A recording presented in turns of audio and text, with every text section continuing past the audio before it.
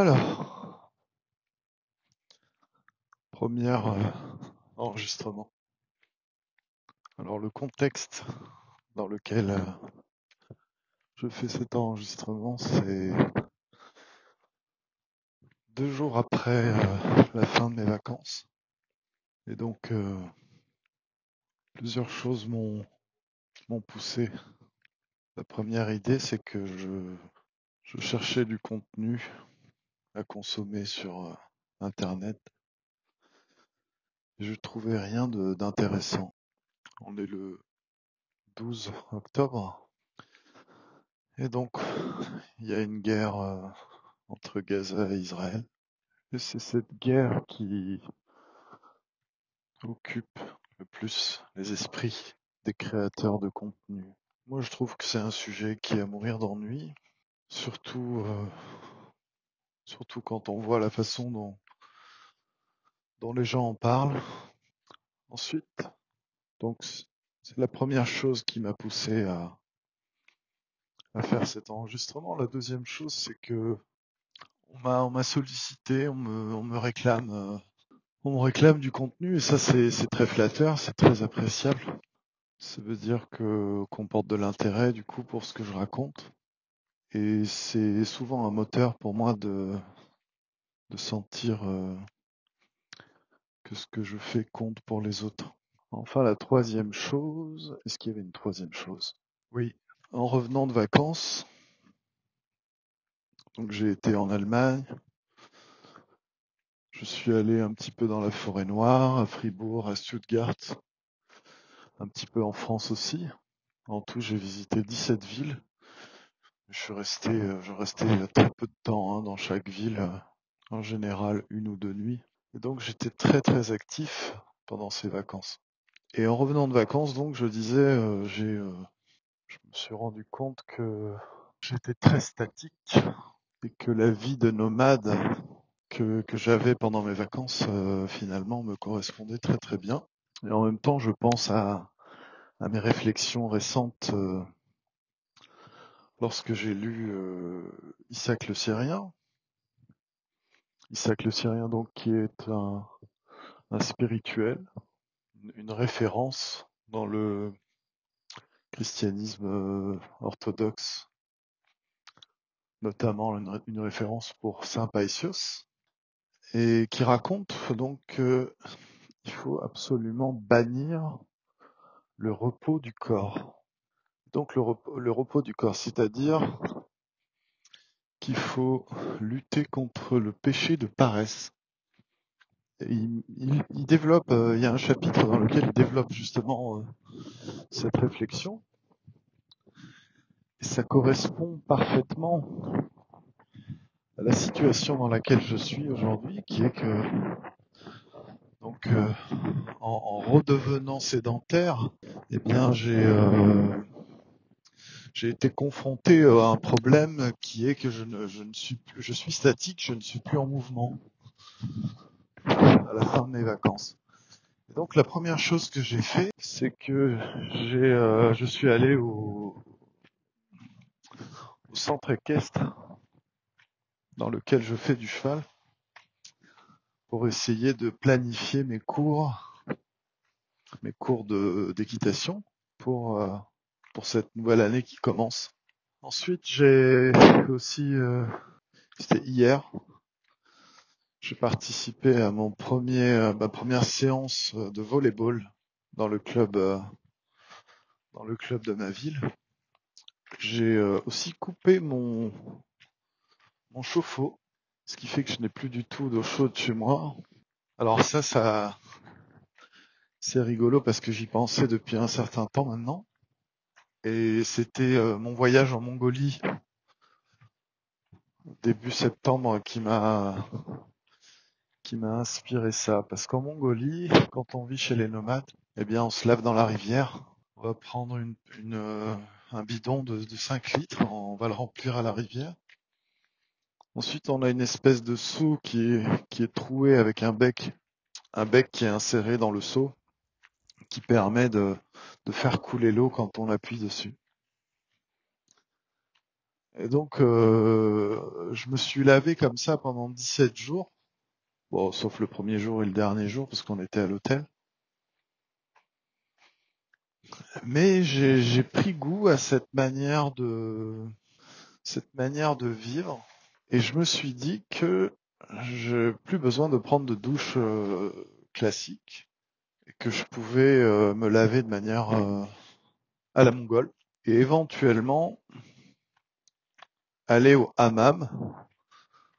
Alors, au hammam, il y a aussi des douches, hein. Mais aller au hammam une fois par semaine. Il faut bien sûr que l'eau soit. Alors si je parle du hammam, c'est parce que là où je vais dans le hammam, l'eau provient du forage. Et donc c'est une qualité d'eau qui est un petit peu équivalente à l'eau qu'on utilise en Mongolie pour se laver, qui est l'eau de la rivière. Donc une eau qui n'est pas polluée, hein, parce que l'eau du robinet, c'est une véritable calamité pour la peau. Et d'ailleurs le patron du hammam présente ça comme un argument de vente. Il dit, moi, dans mon hammam, c'est l'eau du forage. Et donc, ça n'a rien à voir, ça ne vous dessèche pas la peau, ça ne vous agresse pas la peau. Je suis tout à fait en accord avec ça. C'est pour ça que je vais là-bas. Et donc, j'ai décidé donc de ne prendre plus qu'une douche par semaine dans ce hammam et d'arrêter d'utiliser ma douche, en tout cas pour un usage qui est l'usage classique de la douche matinale, où on va se mouiller les cheveux avec cette eau calcaire et, euh, et polluée. Donc, j'ai pris rendez-vous dans ce hammam. Donc, il y a aussi un sauna, donc sauna, hammam, fauteuil massant et douche. Donc, c'est une séance de 2 heures dans laquelle je fais ces quatre ateliers. Donc, il y a plusieurs choses que m'ont inspiré, plusieurs changements m'ont été inspirés par mes vacances en Mongolie et puis aussi les vacances que j'ai faites juste après en Allemagne. Donc je vais chercher maintenant, alors maintenant que j'ai supprimé les douches, à remplir les vides de l'emploi du temps. Donc comment? Avec des activités pour faire selon les prescriptions de Isaac le Syrien, qui dit de bannir le repos du corps. C'est assez difficile parce que il y a des contraintes. Par exemple, dans le club de volley, il n'y a qu'une seule séance par semaine qui est possible et l'horaire est imposé. Mais c'est important, hein, c'est ce que dit Isaac le Syrien pour la vie du moine ou du spirituel qui veut se développer, qui veut progresser. C'est important de combattre très très activement le péché de paresse. Et on comprend avec l'expérience, mais aussi en lisant les spirituels, que c'est aussi pour vaincre le péché de luxure. Parce qu'en fait, la chose très très importante à comprendre, j'ai mis du temps à comprendre, seulement à force de lecture et d'expérience, c'est que les péchés capitaux ont des relations entre eux. C'est ça, c'est ça que ça veut dire capital. En fait, capital, ça veut dire qui engendre d'autres péchés. Et donc, quand on tombe dans la luxure, dans l'onanisme, eh bien, comme le font les adolescents par exemple, eh ben, ils perdent leur motivation. Ils tombent dans le péché de paresse, c'est-à-dire que leur chambre elle reste en désordre. Ils peuvent bouffer des trucs et laisser les assiettes sales, les couverts sur leur lit, dans leur chambre, traînés comme ça par terre. Quand on leur propose quelque chose, ils ont envie de rien. D'ailleurs, je pense que s'il y a une majorité écrasante de femmes dans les, enfin, je sais pas, j'allais dire dans les sports comme l'équitation, c'est peut-être parce que les hommes se sont déconnectés quelque part ils ont pas déconnecté, mais ils ont un manque de motivation. C'est-à-dire que pour les jeux vidéo, donc pour tout ce qui est stimulation intellectuelle, là, il y a beaucoup d'hommes.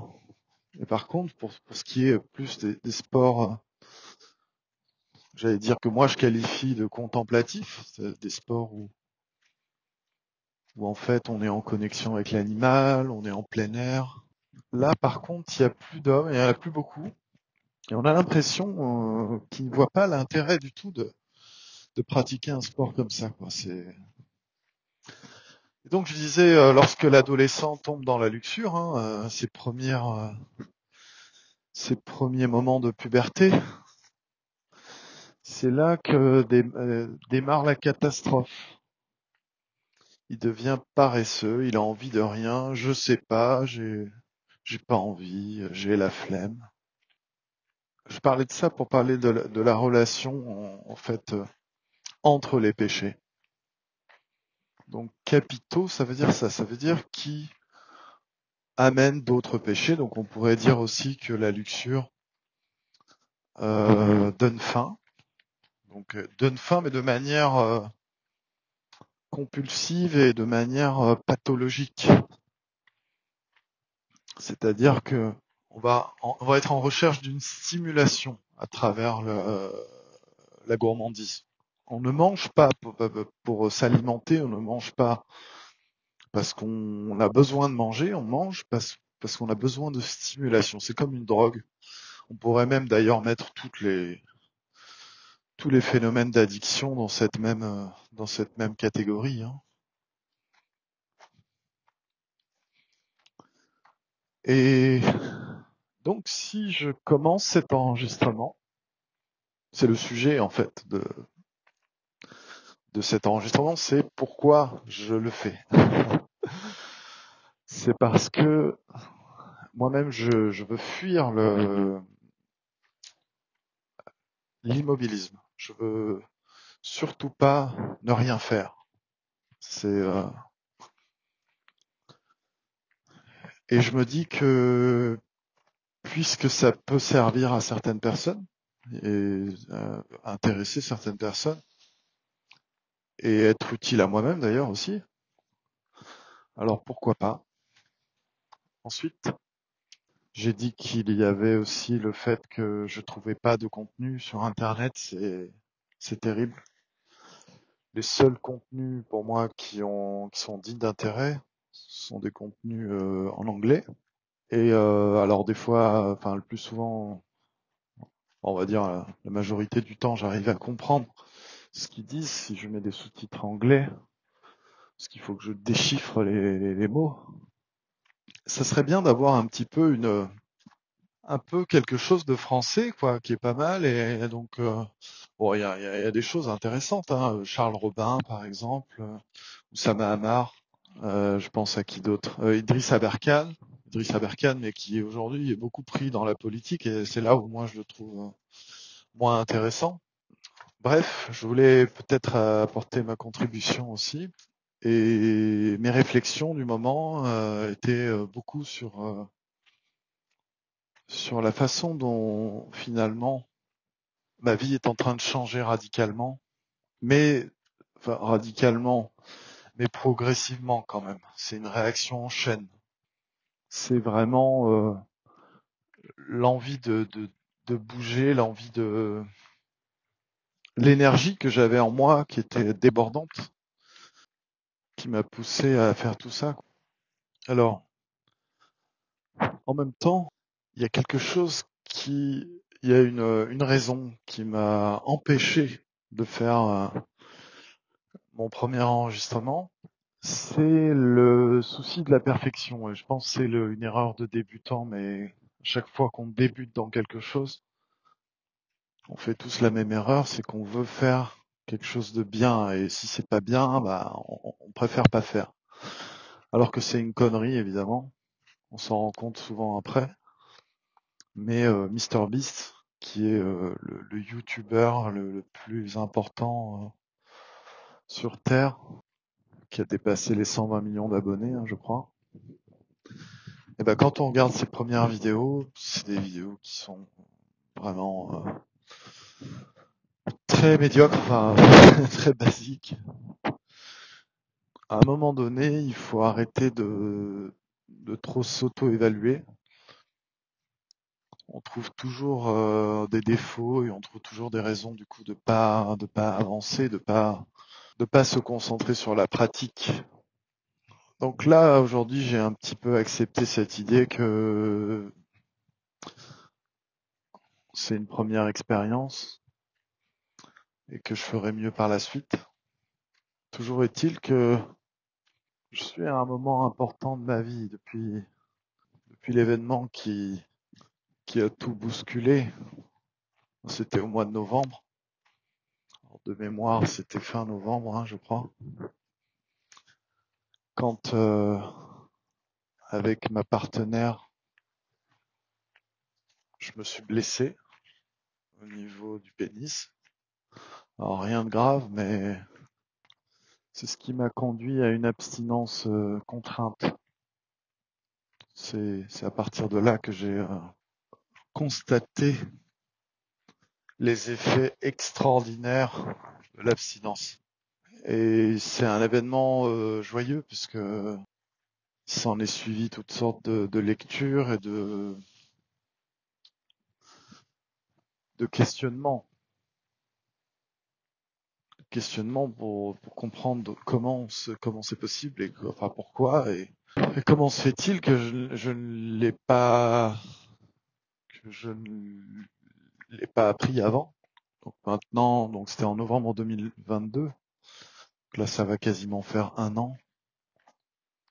Donc il y a beaucoup de choses qui ont changé dans ma vie. D'ailleurs, je pense que le fait d'enregistrer, de parler, de réfléchir et de partager avec les autres, cette envie-là de partager avec les autres, est aussi une conséquence évidente de cet événement. Donc ce que j'espère, c'est surtout apporter quelque chose aux autres. C'est en ce moment, mes réflexions sont beaucoup sur le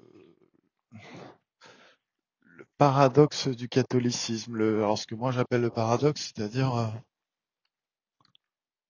en même temps tout ce qui nous pousse à croire que la doctrine catholique est la vérité, et puis tout ce qui nous pousse au contraire. C'est-à-dire que aujourd'hui, cette pédagogie spirituelle que font les moines est tout simplement extraordinaire. Hein, toute cette pratique. Alors je crois que Isaac le Syrien, il appelle ça la praxis en grec, c'est-à-dire la pratique de lutter contre le mal, c'est-à-dire contre les péchés en fait. Alors, tout ça, pour moi, ça ne fait que sonner comme la vérité. En revanche, toutes les autres raisons qu'on a donc par exemple les dogmes. Alors, j'ai repensé là récemment à un dogme qui est vraiment incompréhensible, qui est celui qui dit que Marie est la mère de Dieu. Mais la mère de Dieu, ça veut dire quoi? Ça ne veut rien dire. Dieu n'a pas de mère, c'est incompréhensible comme vision des choses. Et donc c'est ce qui fait, je pense, que beaucoup de gens qui ont une idée très mauvaise de la religion, des gens à l'esprit scientifique, qui se prétendent en tout cas scientifiques ou cartésiens, trouvent que cette théologie relève que ce discours religieux relève de la croyance qui n'a aucun fondement et à juste titre, hein, c'est une critique très juste, mais ça leur empêche de voir l'autre facette qui est justement ce que moi je crois être la vérité, c'est-à-dire la pédagogie spirituelle, la pratique et la praxis. Hein, la lutte contre le mal. En fait, le mal, c'est la tentation à l'intérieur de soi. Hein, le mal est en nous et on vient se battre contre lui. Hein, c'est cette part de nous-mêmes qu'il faut tuer. Et si on y parvient, on devient un saint. Hein. C'est ça la sainteté. C'est cette idée qu'on fait rentrer l'Esprit Saint en soi. Alors c'est l'expression qu'ils utilisent en combattant l'ennemi. Et l'ennemi, c'est le mal.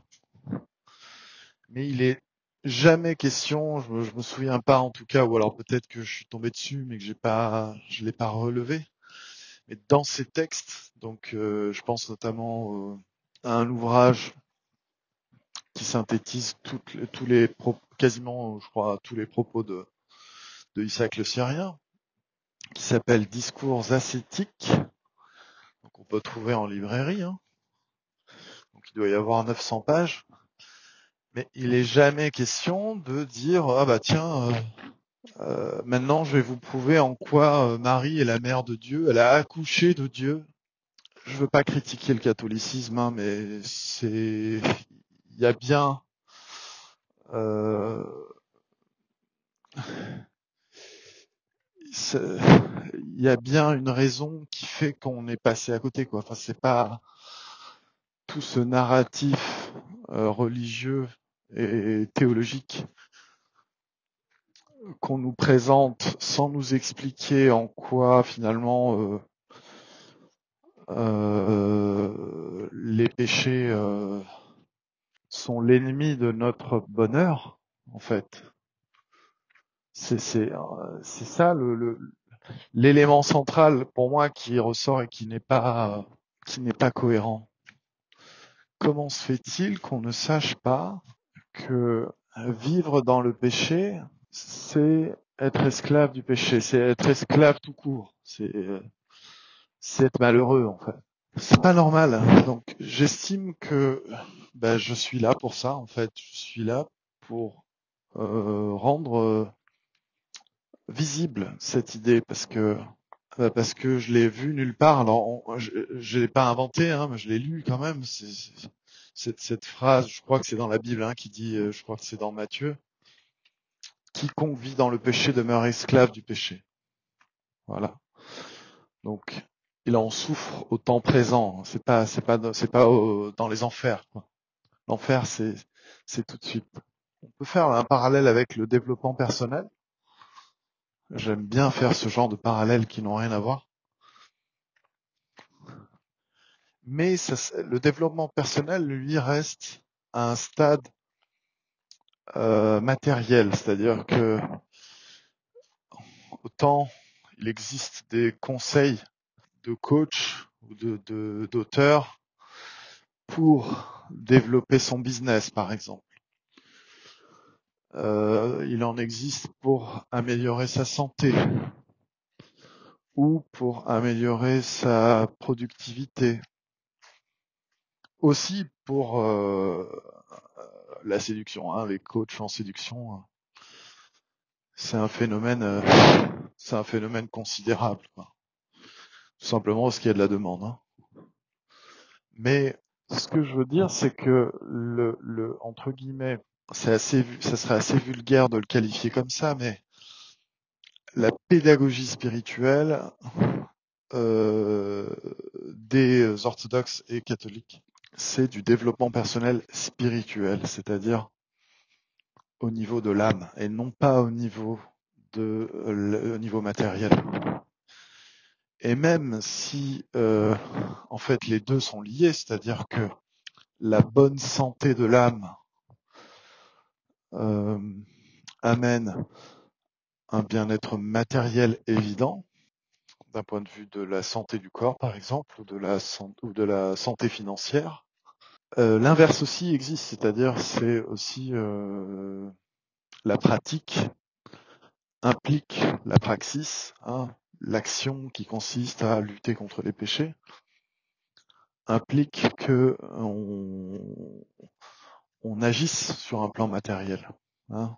Donc, et c'est souvent par l'ascèse, c'est-à-dire souvent par une rigueur extrêmement sévère et un mode de vie très minimaliste. Alors, on retrouve de toute façon le minimalisme aussi dans le développement personnel. Hein.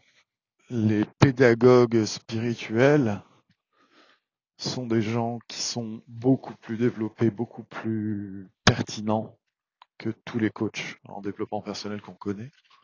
Et c'est ça, moi, qui me frappe, c'est que en lisant les spirituels, j'ai découvert des choses que j'avais déjà en intuition, c'est-à-dire j'ai des réflexions qui commençaient à naître en moi, mais de manière de manière spontanée.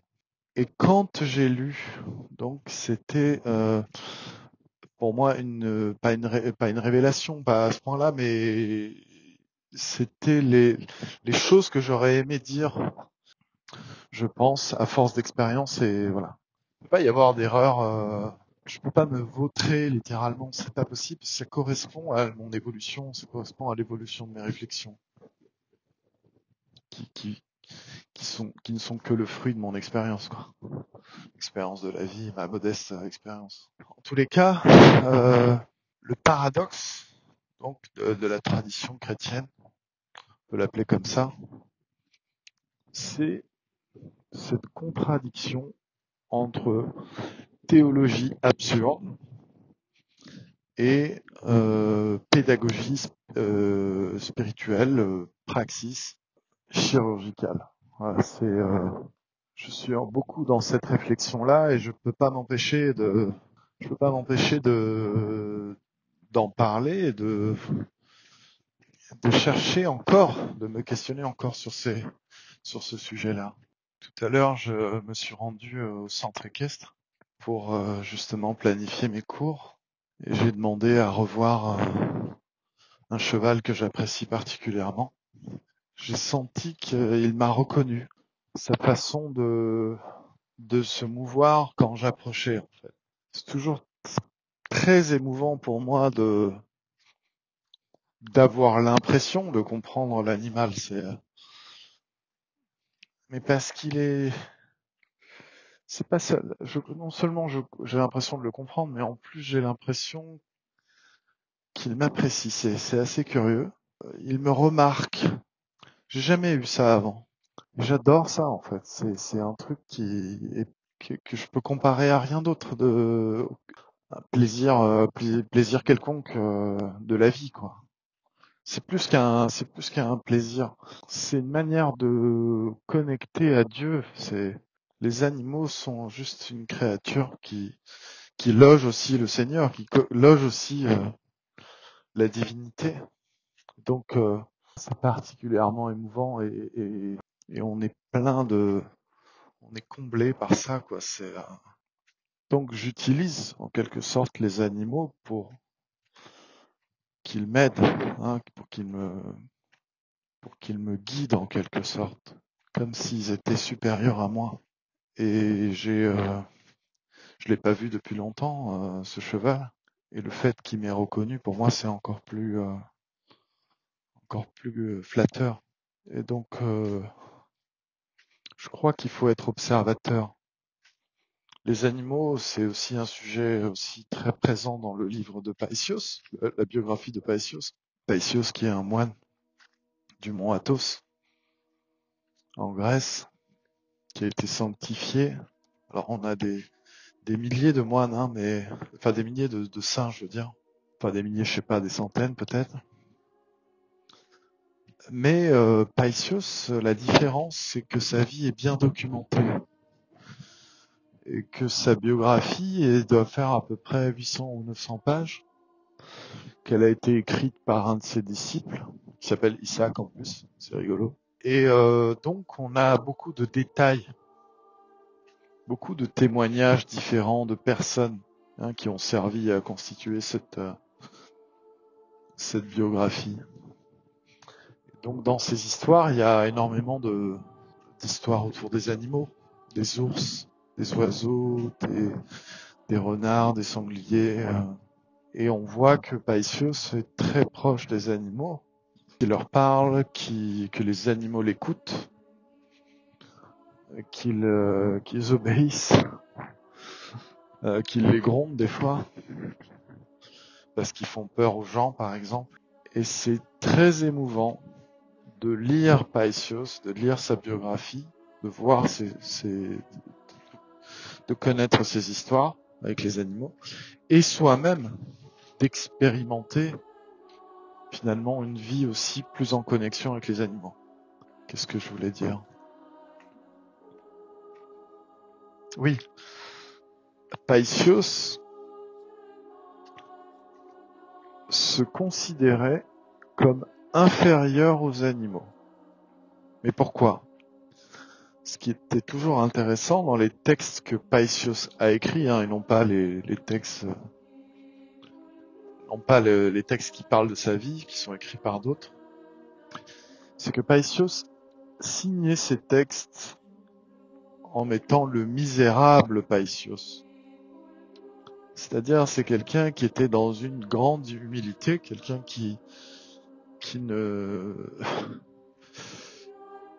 refusait la gloire, qui refusait de nourrir son orgueil. Il était dans une grande humilité jusqu'au point où il considérait les animaux comme supérieurs. Alors pourquoi? Parce que pour lui, l'animal ne vit pas dans le péché. C'est-à-dire que, par exemple, la luxure, la gourmandise, les animaux sauvages ne tombent jamais là-dedans.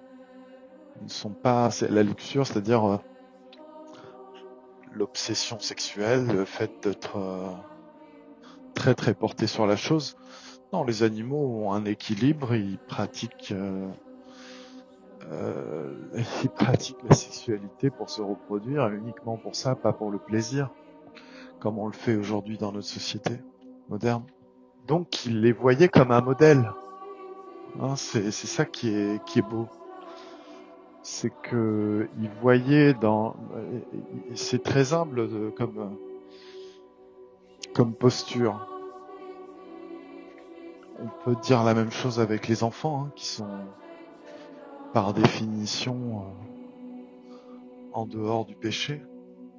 Et donc c'est passionnant d'expérimenter au quotidien, dans la réalité, des comportements d'animaux qui approuvent en quelque sorte le fait qu'on soit dans cette praxis, dans